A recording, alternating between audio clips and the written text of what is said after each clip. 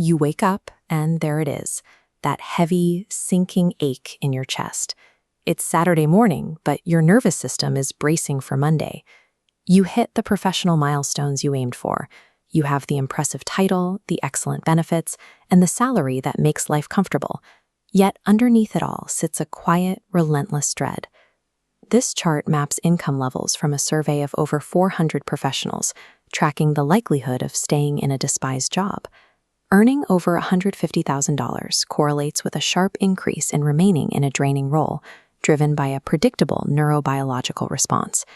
The data suggests that as financial success grows, it can create a psychological maze that your brain convinces you not to leave.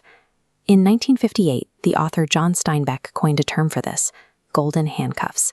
It's the velvet cage of stock options, bonuses, and retirement plans that tether you to an unfulfilling role. The cognitive glitch powering this trap is known as loss aversion. This visualization shows how our brains calculate risk. We are hardwired to feel the pain of losing something twice as intensely as the pleasure of gaining something of equal value. Psychologists explain this through self-determination theory. The high paycheck provides competence, satisfying your need to feel capable, but it actively crushes your need for autonomy, the freedom to direct your own life. To make matters worse, as your salary grows, your expenses creep up to match it, locking the cuffs tighter with every promotion. When you finally consider walking away, your nervous system overrides your deep desire for freedom and fixates entirely on what you stand to lose. The trap relies on time just as heavily as it relies on money. We fall victim to the sunk cost fallacy, a cognitive error where we let past, non-recoverable investments control our future decisions. It is the exact reason we sit through a terrible 2-hour movie, simply because we already paid $20 for the ticket. This timeline graphic illustrates a career trajectory. Notice how the past is entirely severed from the future. The years you've spent at your company are locked. They are gone forever, regardless of whether you stay or leave today. Clinging to that lost time has a quiet, heavy toll. It drains your daily mental energy and builds a slow accumulation of resentment. Enduring a job you hate to justify the years you gave it ensures you will waste your remaining time too. The deepest layer of this trap is entirely invisible. At lower income brackets, employment is largely transactional. You trade hours for a set hourly wage. As you climb into executive roles, your title becomes social currency. You wear it like psychological armor in conversation. Occupational psychologists note a striking pattern. Professionals who heavily attach their personal identity to their corporate title are statistically the least likely to leave a toxic environment.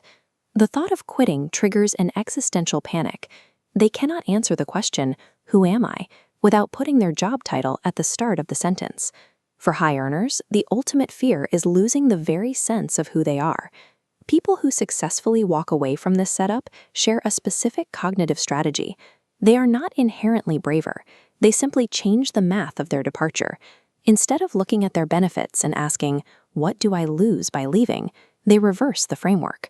They ask, "What is staying costing me?"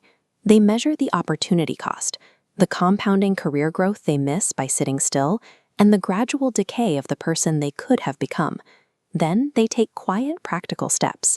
They freeze their lifestyle expenses, acquire new skills outside their industry, and diversify their income streams. They mentally detach personal self-worth from their employer's brand long before drafting a resignation letter.